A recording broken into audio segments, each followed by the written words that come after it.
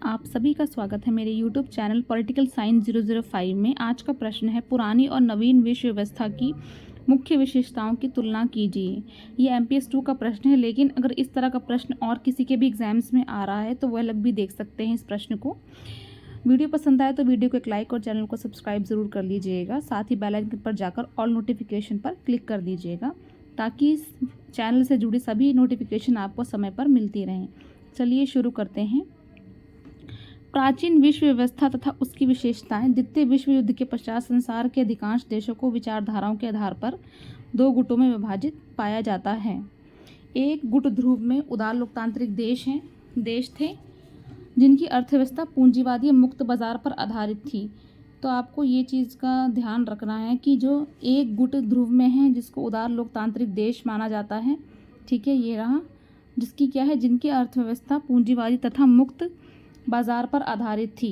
इस गुट में कुछ प्रमुख देश थे जैसे संयुक्त राज्य अमेरिका, पश्चिमी यूरोप के देश, ऑस्ट्रेलिया, न्यूजीलैंड, उनके एशियाई मित्र तथा लैटिन अमेरिका के कुछ देश। इनमें प्रमुख थे नाटो, सेंटो, सिएटो, एंजूज। इनके अतिरिक्त संयुक्त राज्य अमेरिका ने अनेक देशों के साथ दो पक्षीय सुरक्षा समझौते किए हैं। ठीक है, आगे देखेंगे। दूसरे गुट में सोवियत संघ के साथ पूर्वी यूरोप के देश थे जिन्हें सोवियत सेना ने स्वतंत्र करवाकर वहां साम्यवादी सरकारें स्थापित की।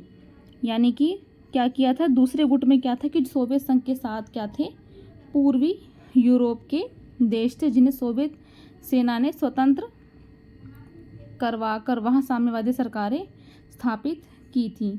ठीक है, उन्होंने भी सैनिक गठबंधन किए। इनके प्रमुख उदाहरण है वारसा समझौता तथा सोवियत चीन सुरक्षा संधि। इन दोनों गुटों के नेता के पास आधुनिक अस्त्र थे। आगे देखेंगे, पहला बिंदु बनाएंगे हम शीत युद्ध का। ठीक है, पहला बिंदु क्या है हमारा, हो जाएगा शीत युद्ध। तो ये इस गुटबंदी के फलस्वरूप जो स्थिति उभरी थी उसे शीत युद्ध का नाम दिया गया। दोनों गुटों के बीच गहरी प्रतिस्पर्धा थी। दोनों समूह के बीच संबंधों की विशेषता थी धमकियां, विरोधी प्रचार, वैचारिक आरोपीकरण तथा अन्य शत्रुतापूर्ण कार्य, एक्ट्स शॉर्ट्स ऑफ वॉर, जो युद्ध नहीं थे। इसके परिणाम थे अस्त्रों की होड़ तथा व्यापार का बहिष्कार। गुटों के अंदर सहनशीलता का अभाव था।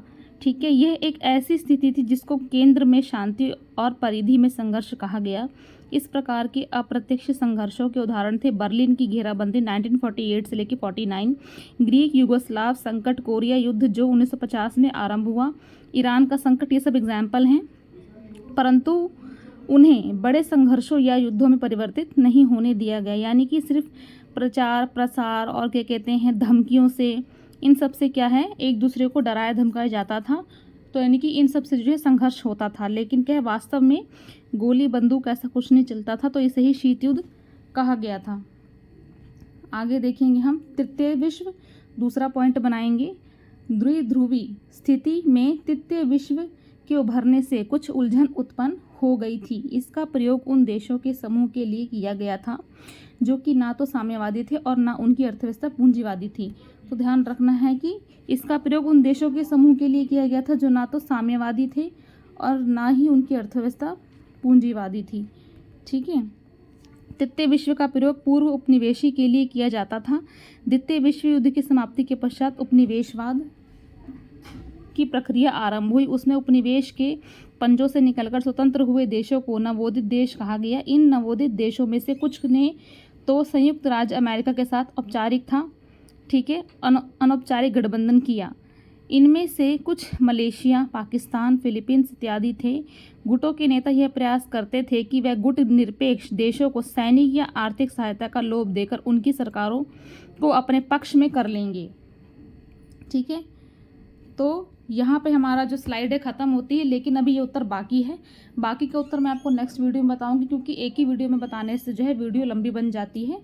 तो इसीलिए आप नेक्स्ट वीडियो का वेट कीजिए। वीडियो पसंद आए तो वीडियो को एक लाइक और चैनल को सब्सक्राइब जरूर कर लीजिएगा। मिलते हैं नेक्स्ट वीडियो में।